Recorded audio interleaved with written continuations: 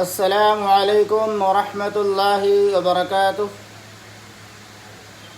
الحمد للہ الذی خلق الارض والسماوات العلی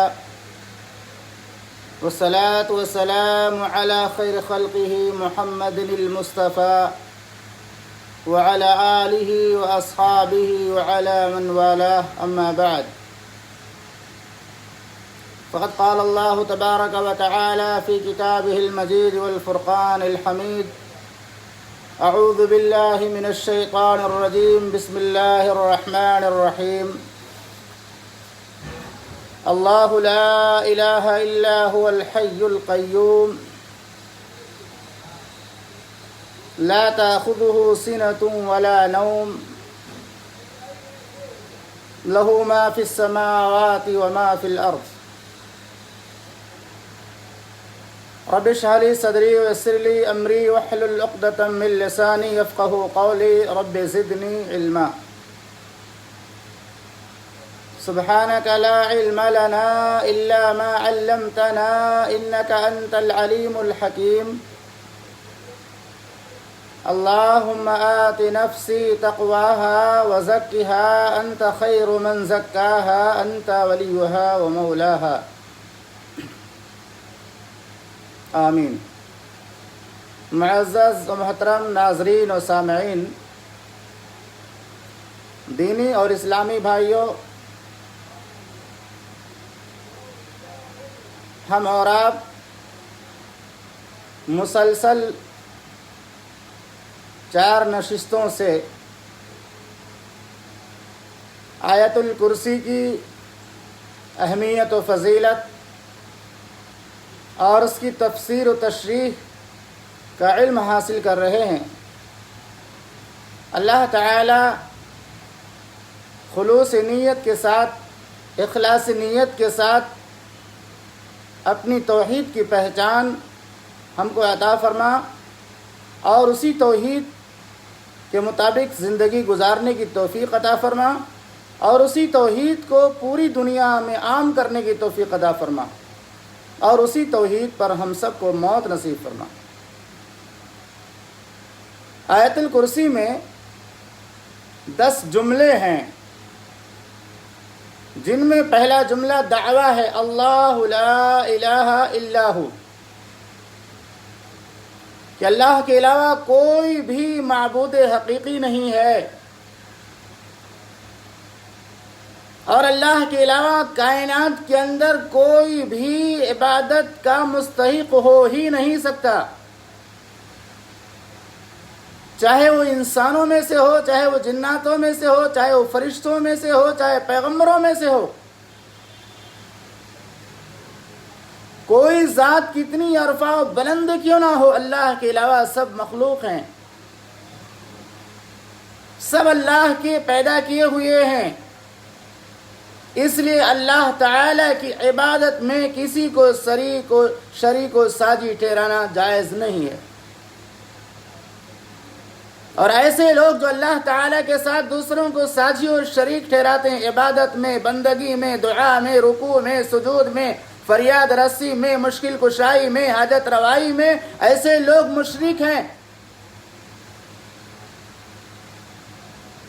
اللہ رب العالمین نے مشرکوں کے بارے میں علل اعلان فرما دیا، انہ من یشرک باللہ،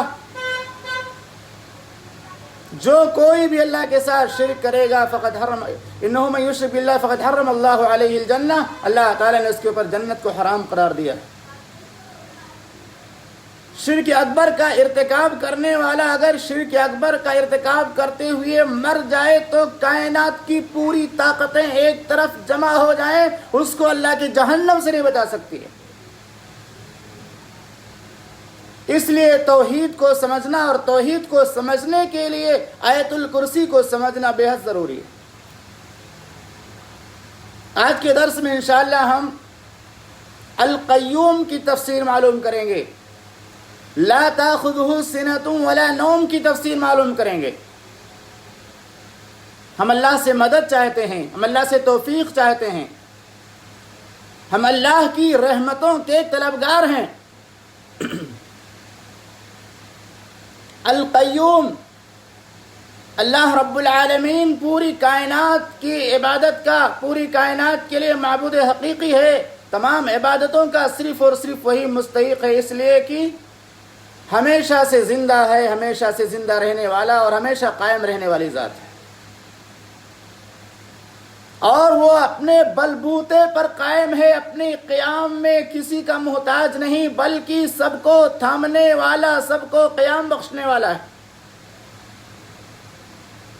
جس طرح وہ زندہ ہے، جاوید ہے، ہمیشہ زندہ رہے گا اور دوسروں کو زندگی عطا کرنے والا ہے، اسی طرح اللہ تعالی اپنے بلبوتے پر قائم ہے، اپنے قیام میں کسی کا محتاج نہیں ہے، بلکہ دوسروں کو تھامنے والا، دوسروں کو کھڑا کرنے والا ہے۔ القیوم یہ مبالغہ کا وزن ہے، اس کا مطلب ہے اپنے بلبوتے پر آپ قائم ہونا اور دوسروں کے قیام اور بقا کا ذریعہ اور واسطہ ہونا، اپنے قیام اور بقا میں دوسروں کا محتاج نہ ہو، اس کے علاوہ ہر ایک اپنی پیدائش اور قیام و بقا میں اس کے محتاج ہے۔ جو قیوم ہوتا ہے وہ اپنے قیام میں کسی کا محتاج نہیں ہوتا، بلکہ دوسرے تمام لوگ اپنے قیام اور بقا میں اس کے محتاج ہوتے ہیں۔ اس سلسلے میں عیسائیوں کا جو باطل عقیدہ ہے، عیسائیوں کے باطل عقیدہ کے بارے میں عبد الماجد دریابادی رحمہ اللہ لکھتے ہیں کہ ان کا عقیدہ ہے کہ جس طرح بیٹا بغیر باپ کی شرکت اور آمیزش کے خدا نہیں ہو سکتا، جس طرح بیٹا بغیر باپ کے ملے ہوئے، بغیر باپ کے آمیزش کے خدا نہیں ہو سکتا، اسی طرح باپ بھی بغیر بیٹے کے شریک کیے ہوئے خدا کا اس پر اطلاق نہیں ہو سکتا۔ نہ بیٹا باپ کے بغیر خدا ہو سکتا ہے، نہ باپ بیٹے کے بغیر خدا ہو سکتا ہے، دونوں میں یہ شراکت کو لازم سمجھتے ہیں۔ جس طرح بیٹا بغیر باپ کی شرکت اور آمیزش کے خدا نہیں ہو سکتا، اسی طرح باپ پر بھی بغیر بیٹے کو شریک کیے خدا کا اطلاق نہیں کیا جا سکتا۔ گویا جس طرح نعوذ باللہ مسیح ابن اللہ خدا کے محتاج ہیں، اسی طرح خدا بھی اپنی خدائی کے لیے اس بات کے لیے مسیح کا محتاج ہے۔ تو سراسر شرکی عقیدہ ہے۔ صفت قیومیت کا اس بات جو قرآن مجید نے کیا ہے، تو قرآن مجید کی صفت قیومیت کے اس بات کرنا اسی مسیحی عقیدے کو توڑنا ہے اور اسی کو مٹانا ہے کہ اللہ تعالیٰ کے بارے میں یہ عقیدہ رکھنا کہ وہ عیسیٰ علیہ السلام پر منحصر ہیں، عیسیٰ علیہ السلام کے بارے میں عقیدہ رکھنا کہ اللہ پر منحصر ہیں، دونوں کو ایک دوسرے پر منحصر قرار دینا یہ سراسر شرک ہے۔ اور قرآن مجید میں اسی اللہ تعالیٰ نے آیت الکرسی کے اندر القیوم کی صفت بیان فرمائی ہے کہ اللہ تنہا قائم ہے اور دوسروں کو قیام بخشنے والا ہے، وہ اپنے قیام میں کسی باپ کا یا کسی بیٹے کا محتاج نہیں ہے، اس کا کوئی بھی شریک نہیں۔ قل هو اللہ احد، کہہ دیجئے اللہ ایک ہے، اللہ الصمد، اللہ بے نیاز ہے، لم یلد ولم یولد، نہ ہی اس نے کسی کو جنا ہے اور نہ وہ جنا گیا۔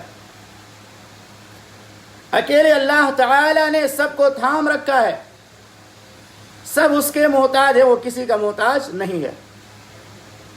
قرآن مجید میں آیت الکرسی کے علاوہ اور مقامات پر بھی اللہ کی صفت حیات کے ساتھ صفت قیومیت کا تذکرہ موجود ہے، جیسے کہ اللہ رب العالمین نے سورہ آل عمران میں ارشاد فرمایا اللہ لا الہ الا هو الحی القیوم، بالکل یہی آیت الکرسی کا ٹکڑا ہے، اللہ لا الہ الا هو، اللہ رب العالمین کے علاوہ کوئی معبود حقیقی نہیں، صرف اللہ ہی معبود ہے، اور وہ حی ہے، وہ قیوم ہے۔ دوسرے مقام پر اللہ نے فرمایا عنت الوجوہ للحی القیوم، سورہ طٰہٰ کی آیت نمبر 111، اور سب چہرے اس زندہ رہنے والے، قائم رکھنے والے کے لیے جھک جائیں گے، سب چہرے جھک جائیں گے قیامت کے دن اس زندہ رہنے والے کے لیے، الحی جس کی صفت ہے، اور اس قائم رہنے والے کے لیے جس کی صفت القیوم ہے۔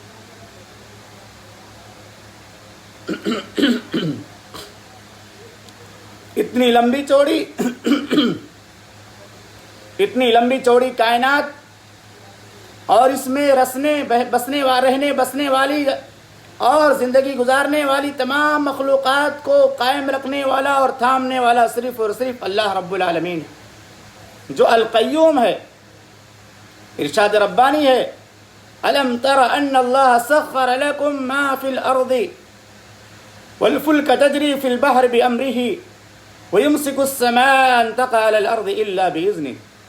اللہ رب العالمین نے فرمایا کہ آپ نے نہیں دیکھا کہ بے شک اللہ نے تم لوگوں کی خاطر مسخر کر دیا جو کچھ زمین میں ہے اور ان کشتیوں کو بھی جو سمندروں میں ہیں، اس کے حکم سے چلتی ہیں، اور وہ آسمان کو تھامے ہوئے رکھتا ہے کہ زمین پر گر نہ پڑے مگر اس کی اجازت سے۔ اللہ رب العالمین نے آسمان کو کس طرح سے قائم رکھا ہے، یہ اس کے قیوم ہونے کی بہت واضح دلیل ہے۔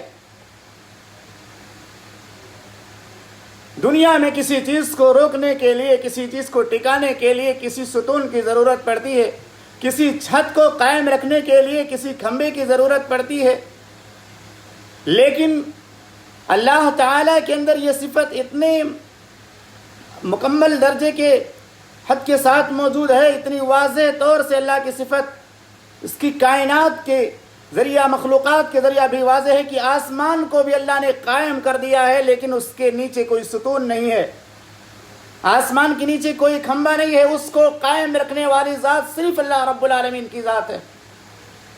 بغیر کسی ستون کے اتنا بڑا آسمان کھڑا ہوا ہے، بغیر عمد ترونہا، اللہ نے فرمایا آسمان کو دیکھو گے اس کا کوئی ستون نہیں ہے۔ یہ پہاڑ جو زمین پر ہیں یہ زمین کو تھامنے کے لیے، زمین کو کنٹرول کرنے کے لیے ہیں تاکہ زمین حرکت نہ کرے، لیکن آسمان یہ بغیر کسی ستون کے کھڑا ہوا ہے۔ بچپن میں ہم لوگوں نے ایک کتاب پڑھی تھی، ہماری پوتھی پرائمر، اس کے غالباً پہلے حصے میں یہ شعر ہے اور بہت اچھے انداز سے شاعر نے آسمان کی وضاحت کی ہے کہ آسمان کیا ہے، اس کی ترتیب کیا ہے اور آسمان کا خالق کون ہے۔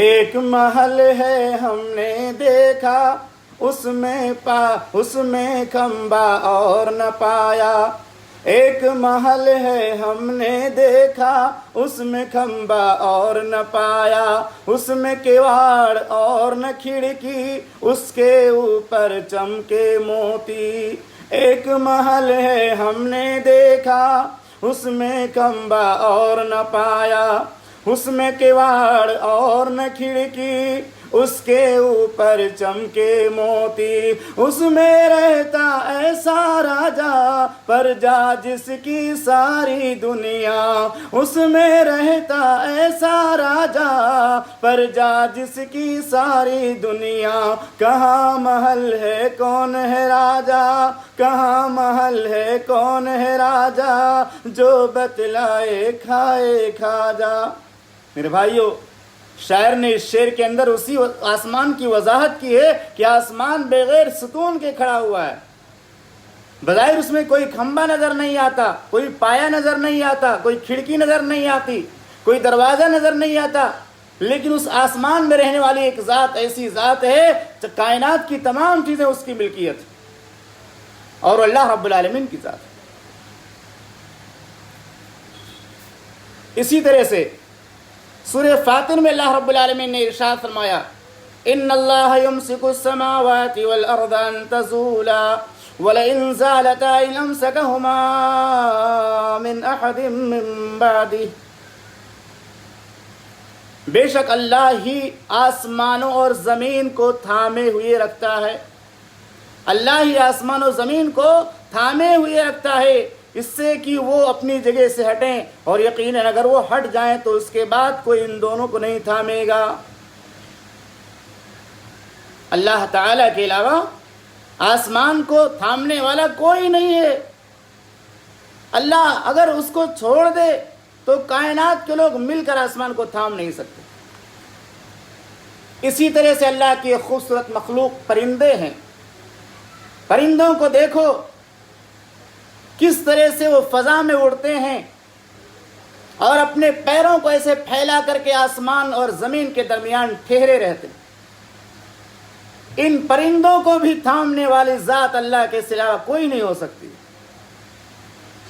پرندے جو پروں کو پھیلا کر آسمان اور زمین کے درمیان فضا میں ٹھہرے ہوئے ہیں، ان کو ٹھہرانے والی ذات صرف اور صرف اللہ رب العالمین کی ذات ہے۔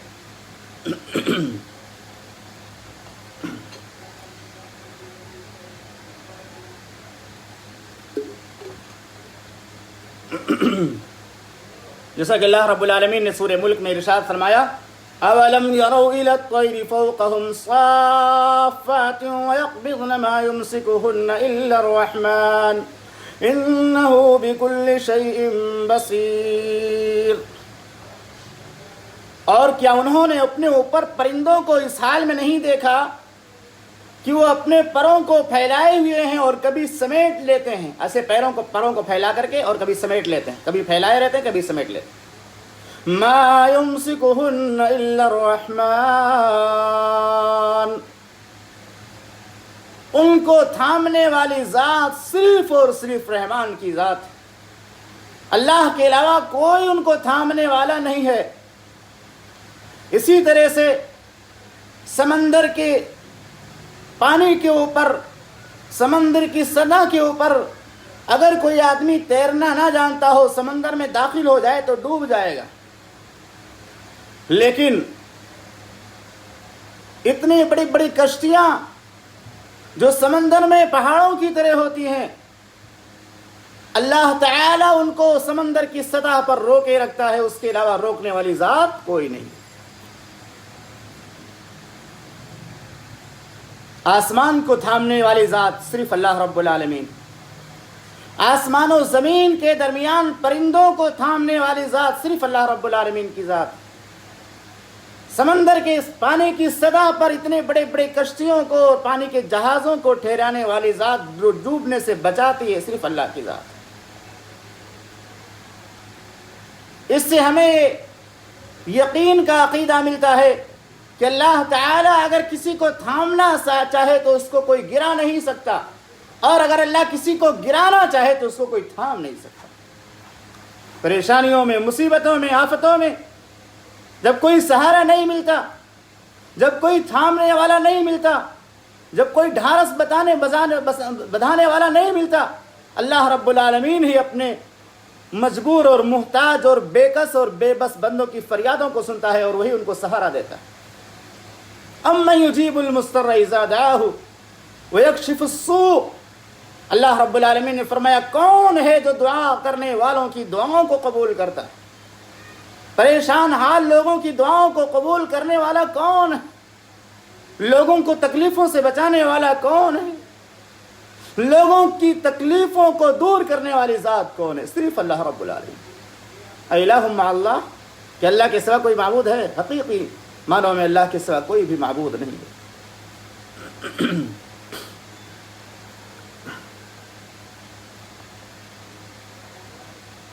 اس سے پتہ چلتا ہے کہ اللہ رب العالمین پوری کائنات کو تھامنے والا ہے۔ اللہ تعالی خود بھی بغیر کسی سہارے کے قائم ہے اور کائنات کی مخلوقات کو تھامنے والا اور قیام بخشنے والا ہے۔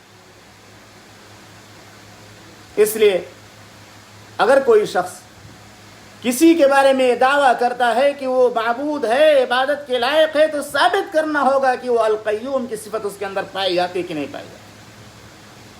اور القیوم کی جو صفت ابھی بیان کی گئی ہے، یہ کائنات میں اللہ کے سوا کسی کے اندر ہو ہی نہیں سکتی۔ نہ کوئی اپنے بلبوتے پہ آسمان کو روک سکتا ہے، نہ کوئی اپنے بلبوتے پہ پرندوں کو روک سکتا ہے فضا میں، اور نہ کوئی اپنے بلبوتے پہ سمندروں میں کشتیوں کو ڈوبنے سے بچا سکتا ہے اگر اللہ ان کو نہ بچائے۔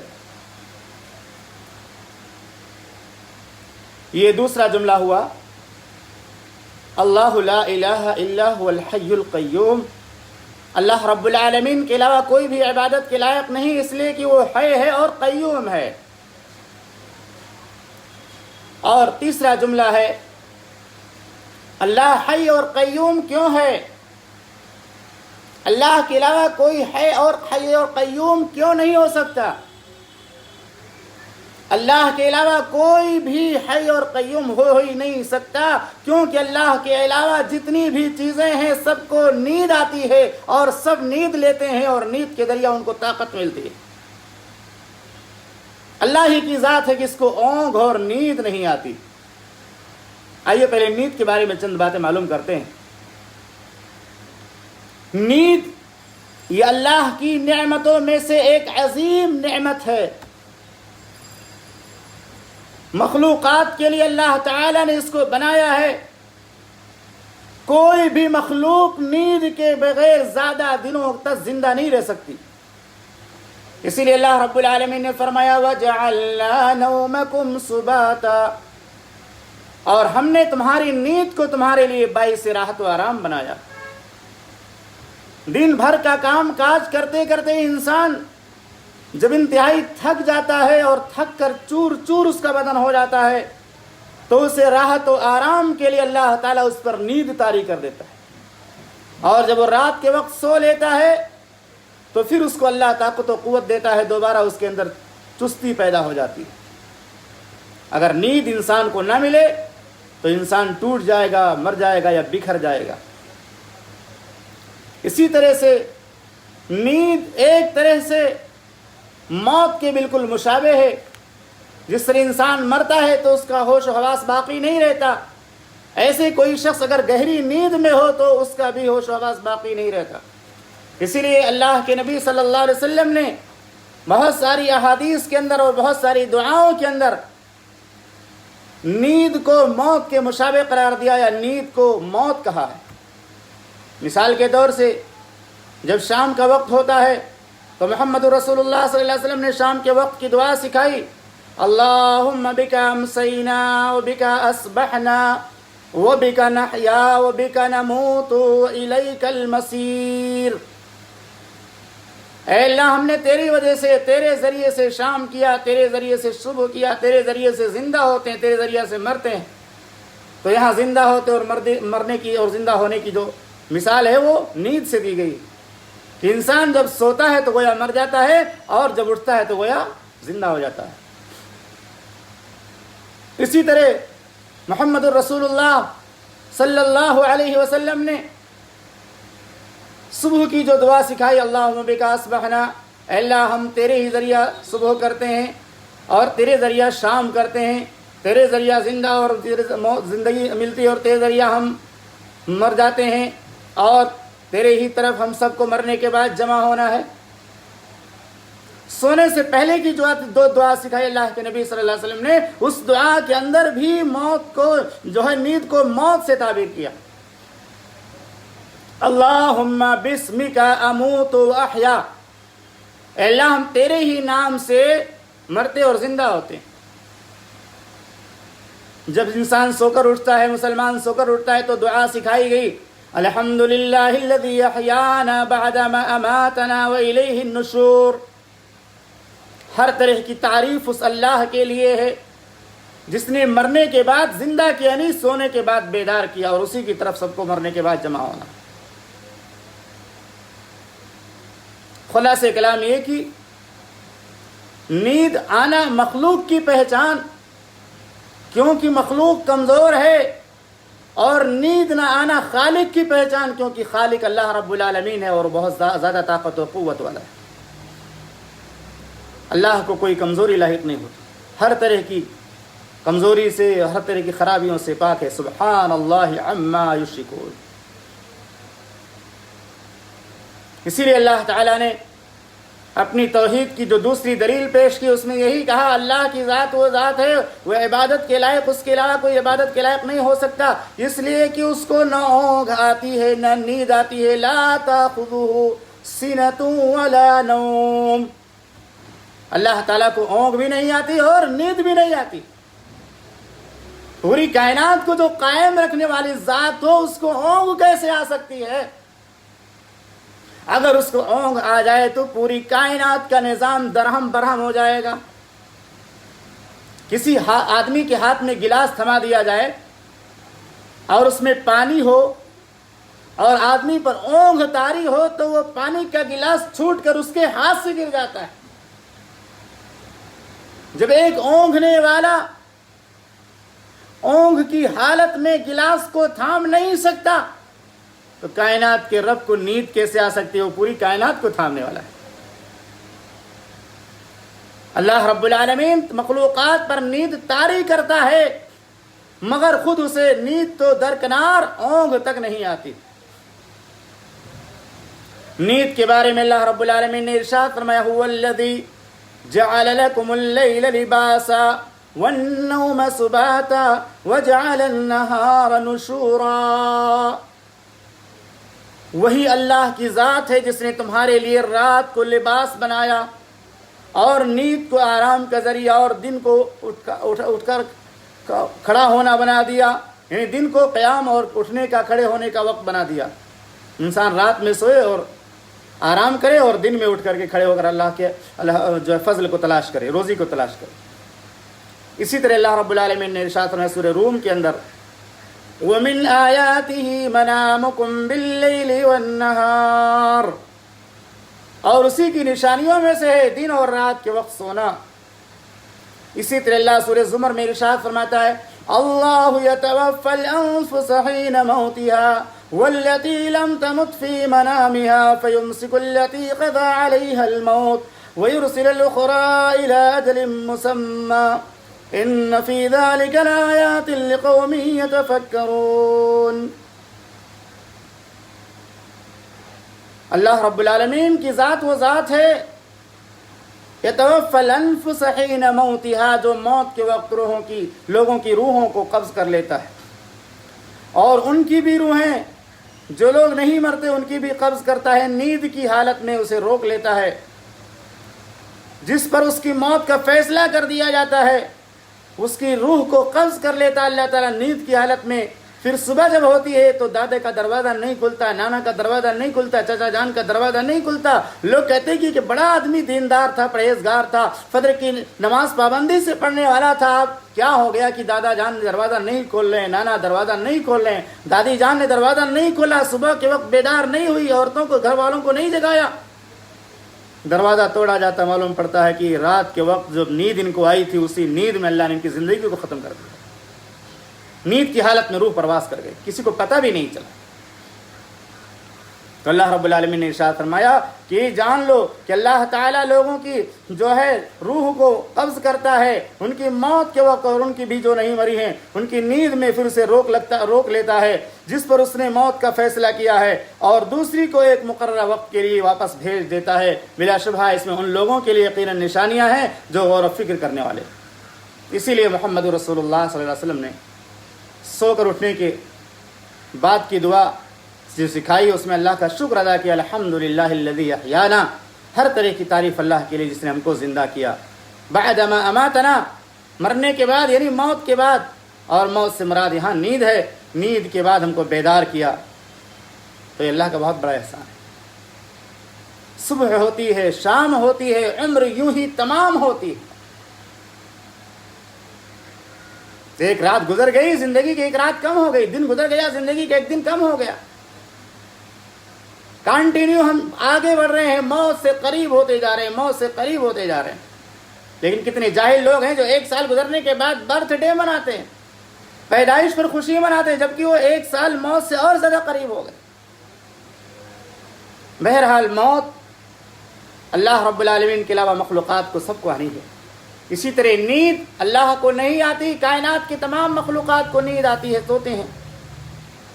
اسی طرح سورہ کہف میں اللہ رب العالمین نے اصحاب کہف کی نیند کا تذکرہ کیا جنہیں اٹھنے کے بعد معلوم نہیں تھا کہ وہ کتنی دیر تک سوئے. اس دوران میں اللہ تعالیٰ ان کو کروٹیں بھی بدل رہا تھا، ان کی کروٹیں بدل رہا تھا، اور کروٹیں بدلتے بدلتے ان کو معلوم نہیں ہو رہا تھا کہ ان کی کروٹوں کو اللہ تعالیٰ بدل رہا ہے.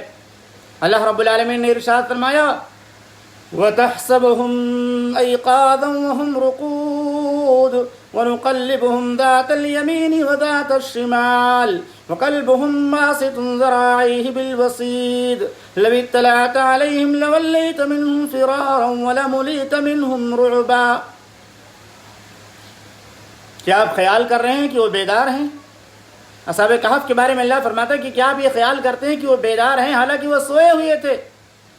خود ہم ہی انہیں دائیں اور بائیں کروٹیں دلایا کرتے تھے. ان کا کتا بھی چوکھٹ پر اپنے ہاتھ پھیلائے ہوئے تھا. اگر آپ جھانک کر انہیں دیکھنا چاہتے تو خود الٹے پاؤں بھاگ کھڑے ہوتے اور ان کے روب سے آپ پر دہشت طاری ہو جاتی. یہ سورہ کہف میں اللہ تعالیٰ نے اصحاب کہف کا تذکرہ کیا کہ ان کو بھی اللہ تعالیٰ نے نیند ان پر طاری کر دی اور نیند کی حالت میں ان کو خبر نہ ہو سکی کہ اتنے دنوں تک وہ سوتے رہ گئے. 309 سال تک سوتے رہے، لیکن جب وہ جاگے تو ان کو اندازہ بھی نہیں ہوا کہ ہم کتنے دنوں تک سوئے رہے. یہ مخلوق کی حیثیت ہے کہ اس کو نیند آ جائے تو بھی پتہ نہیں چلتا کہ اتنے گھنٹہ سو کر اٹھا ہے وہ. تو جو مخلوق کی کمزوری کا یہ عالم ہے کہ وہ اپنے بارے میں سمجھ نہیں پا رہا کہ وہ کتنے گھنٹے سو کر اٹھا ہے، پھر وہ عبادت کے مستحق کیسے ہو سکتا ہے؟ عبادت کی لائق ذات صرف اللہ رب العالمین کی ذات. اسی طرح ایک مرتبہ نبی اکرم صلی اللہ علیہ وسلم اور صحابہ کرام ایک غزوے سے واپس آ رہے تھے. رات کا وقت تھا، راستے میں پڑاؤ ڈال دیا گیا. اللہ کے نبی صلی اللہ علیہ وسلم نے کہا ارے بھائی ہم سب سونے جا رہے ہیں، ہمیں جگائے گا کون؟ فجر کے وقت کون بیدار کرے گا؟ بلال رضی اللہ تعالیٰ عنہ کہنے لگے میں بیدار کروں گا، آپ لوگ سو جائیے. سب لوگ سو گئے، تھکے ہوئے تھے. بلال رضی اللہ تعالیٰ عنہ نے سوچا چلو نفل نماز پڑھنا شروع کرتے ہیں، ہم اللہ کی عبادت کریں گے، نفلی نماز پڑھتے رہیں گے، صبح ہو جائے گی اور ہم اذان کے وقت لوگوں کو جگا دیں گے تو لوگوں کی نماز وقت پر ہو جائے گی. لیکن اللہ کا کرنا ایسا ہوا کہ بلال رضی اللہ تعالیٰ عنہ نفل پڑھتے جب تھوڑا سا وقت طلوع فجر میں رہ گیا تو اپنی سواری کے کجاوے پر ٹیک لگا کر تھوڑی دیر کے لیے بیٹھ گئے، اور جیسے ہی بیٹھے ان کی آنکھوں پر نیند غالب آ گئی. فغلبته عیناہ فناما، نیند ان کی آنکھوں پر غالب آ گئی اور وہ سو گئے. اور جب سو گئے تو سارے سوتے رہ گئے. نبی صلی اللہ علیہ وسلم بھی سو رہے ہیں، صحابہ بھی سو رہے ہیں، بلال رضی اللہ تعالیٰ عنہ بھی سو رہے ہیں. یہاں تک کہ ضربتہم الشمس، یہاں تک کہ سورج کی کرنوں نے ان پر اپنا ڈیرا ڈالا اور سورج کی کرنوں کی گرمی ان کو لاحق ہوئی اور محسوس ہوئی تو سب سے پہلے محمد الرسول اللہ صلی اللہ علیہ وسلم بیدار ہو گئے. فاستيقظ النبی صلی اللہ علیہ وسلم، اللہ کے نبی صلی اللہ علیہ وسلم بیدار ہو گئے. سورج کے طلوع ہونے کے بعد نبی صلی اللہ علیہ وسلم سب سے پہلے کہاں گئے؟ بلال کے پاس گئے. کہا بلال یہ تم نے کیا کر ڈالا؟ میں نے تم کو ڈیوٹی دی تھی کہ تم فجر کے وقت سب کو بیدار کر دو گے، جگا دو گے، لیکن تم نے خود سو گئے. بلال رضی اللہ تعالیٰ عنہ نے کہا اللہ کے پیغمبر آج مجھے جتنی گہری نیند صبح کے وقت آئی ایسی نیند کبھی نہیں آئی تھی، جان بوجھ کر نہیں سویا، نیند کا غلبہ ہوا میں بھی سو گیا. بعض روایتوں میں ہے کہ جنہوں نے تمہاری روحوں کو قبض کیا تھا انہوں نے، اس ذات نے میری روح کو بھی قبض کر لیا. تو محمد رسول اللہ صلی اللہ علیہ وسلم نے فرمایا ان اللہ قبض ارواحکم حین شاء وردها علیکم حین شاء، اللہ تعالیٰ نے تمہاری روحوں کو قبض کر لیا تھا جب چاہا، اور جو ہے ان کو چھوڑ دیا، یعنی تم کو بیدار کر دیا جب چاہا. یہ نیند اللہ کی طرف سے تھی. اللہ نے سب کو سلا دیا تو سب سو گئے، اللہ نے بیدار کیا تو بیدار ہو گئے. اللہ بیدار نہ کرنا چاہے تو کوئی کسی کو بیدار نہیں کر سکتا. اس کے بعد محمد رسول اللہ صلی اللہ علیہ وسلم نے فرمایا یا بلال قوم، بلال کھڑے ہو جاؤ، فاذن، اور لوگوں کو اذان کے ذریعہ جگاؤ. فاذن بالناس بالصلاۃ، نماز کے ذریعہ نماز کے لیے لوگوں کو بیدار کرو، اذان کہہ کر لوگوں کو جگاؤ. تو انہوں نے وضو بنائی، وضو کیا. فلما ارتفعت الشمس، جب سورج تھوڑا بلند ہو گیا اور روشن ہو گیا تو اللہ کے نبی صلی اللہ علیہ وسلم نے لوگوں کو نماز پڑھائی سورج کے نکلنے کے بعد. یہ صحیح بخاری کی 595 نمبر کی روایت ہے. اس سے یہ بات ثابت ہوتی ہے کہ جو لوگ اولیاء کو مشکل کشا اور حاجت روا اور معبود کا درجہ دیتے ہیں، ان کو یہ سمجھنا چاہیے کہ کوئی کتنا بھی بڑا ولی کیوں نہ ہو جائے وہ نیند سے پاک نہیں ہو سکتا، اور جو نیند سے پاک نہیں ہو سکتا وہ عبادت کا مستحق نہیں ہو سکتا۔ اور تمام اولیاء میں سب سے بڑے اولیاء اللہ کے پیغمبر کے صحابہ کرام تھے، صحابہ کرام سے بڑا کوئی ولی نہیں ہو سکتا، لیکن ان کو بھی نیند آتی تھی، وہ بھی سوتے تھے، ان پر بھی نیند طاری ہوتی تھی۔ اگر کوئی ولی نیند سے پاک ہوتا تو صحابہ کرام ہوتے، لیکن صحابہ کرام کو بھی نیند ان کو بھی نیند آتی تھی، ان پر بھی نیند طاری ہوتی تھی۔ اس لیے صحابہ بھی معبود نہیں ہو سکتے۔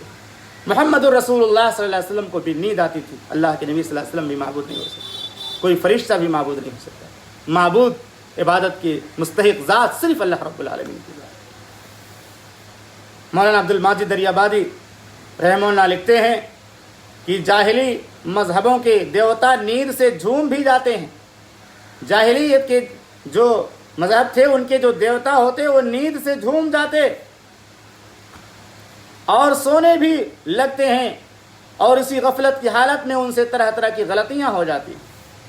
مسیحیوں اور یہود کا بھی یہی عقیدہ ہے کہ اللہ تعالیٰ نے جب 6 دن میں آسمان و زمین کو بنا ڈالا تو 7ویں دن اسے سستانے کی اور آرام کرنے کی ضرورت پڑ گئی۔ نعوذ باللہ، یہ یہودیوں کا عقیدہ کہ 6 دنوں میں اللہ نے آسمان و زمین کو بنایا تو 7ویں دن اللہ نے آرام کیا۔ نعوذ باللہ۔ اللہ رب العالمین کی ذات حی ہے، قیوم ہے، لا تاخذہ سنۃ ولا نوم، اس کی ذات ہے۔ اللہ ہمیشہ بیدار رہنے والا، ہمیشہ بیدار رہنے والا، ہمیشہ زندہ رہنے والا اور ہمیشہ زندہ رہے گا۔ اللہ کو غفلت اور جیسی تھکاوٹ اور اسی طرح سے سستی طاری نہیں ہوتی۔ اللہ کے رسول صلی اللہ علیہ وسلم نے فرمایا اللہ تعالیٰ سوتا نہیں ہے، اور نہ نیند اس کا شایان شان ہے کہ وہ سوئے۔ وہ میزان کو جھکاتا اور اٹھاتا ہے، رات کا عمل دن سے پہلے اور دن کا عمل رات سے پہلے اس کے پاس پہنچا دیا جاتا ہے۔ دن بھر کا عمل عصر کے وقت فرشتے اللہ کے پاس پہنچاتے ہیں، اور رات بھر کا عمل فجر کے وقت اللہ کے فرشتے اللہ کے پاس پہنچا دیتے ہیں۔ اس کا حجاب نور ہے، اگر وہ اپنے حجاب کو دور کر دے، اپنے حجاب کو ہٹا دے تو اس کے چہرے کے انوار و تجلیات سے مخلوق میں سے ہر چیز جل کر راکھ ہو جائے، اور جس چیز پر اس کی نظر پڑے وہ سب راکھ ہو جائے۔ یہ صحیح مسلم کی 179 نمبر کی روایت ہے۔ تو خلاصہ کلام یہ کہ اللہ تعالیٰ قیوم ہے، ہمیشہ سے قائم، ہمیشہ قائم رہنے والی ذات، اور ہمیشہ سے دوسروں کو تھامنے والی اور تھامتی رہے گی، اور اللہ تعالیٰ ہی سب کو تھامے ہوئے ہے، اس لیے تو لوگ ٹھہرے ہوئے ہیں۔ چاہے آسمان کو تھامے ہوئے ہے تو آسمان ٹھہرا ہوا ہے، اللہ پرندوں کو تھامتا ہے تو پرندے فضا اور جو ہے زمین اور آسمان کے درمیان فضا میں ٹھہرے ہوئے رہتے ہیں۔ بڑی بڑی جو ہے سمندروں میں اللہ تعالیٰ کشتیوں کو ٹھہرائے ہوئے ہے۔ ایسے ہی ہم سب کو اللہ تعالیٰ قیام بخشنے والا، وہی تندرستی دینے والا، وہی طاقت دینے والا، وہی قوت دینے والا ہے۔ اس کو اونگ نہیں آتی ہے اور اس کو نیند نہیں آتی ہے، کیونکہ جو اس کو اونگ اور نیند آ جائے وہ رب نہیں ہو سکتا، اور مخلوقات میں سے کوئی ایسی ذات نہیں ہے جس کو اونگ اور نیند نہ آتی ہو، اس لیے مخلوقات میں سے کوئی بھی عبادت کا مستحق نہیں ہو سکتا۔ عبادت کی ذات صرف اور صرف اللہ رب العالمین کی ذات ہے۔ انشاءاللہ اس کے بعد والا جملہ لہ ما فی السماوات و ما فی الارض، لہ ما فی السماوات و ما فی الارض اگلے درس میں ہم پیش کریں گے۔ اللہ سے دعا کرتے ہیں کہ رب العالمین آج کے درس میں جو بھی باتیں قرآن و سنت کی روشنی میں صحیح تلفظ اور ادائیگی کے ساتھ جو ہے صحیح ادائیگی کے ساتھ کہی گئی ہیں، رب العالمین ہمیں دل کی گہرائیوں سے ان کو جو ہے سننے کے ساتھ ان پر ایمان رکھنے اور عمل کرنے کی توفیق عطا فرما، اور اس پیغام کو دوسروں تک پہنچانے کی توفیق عطا فرما، اور ایمان کے ساتھ موت نصیب فرما۔ آمین۔ وصلی اللہ علیہ نبی الکریم۔ السلام علیکم ورحمۃ اللہ وبرکاتہ۔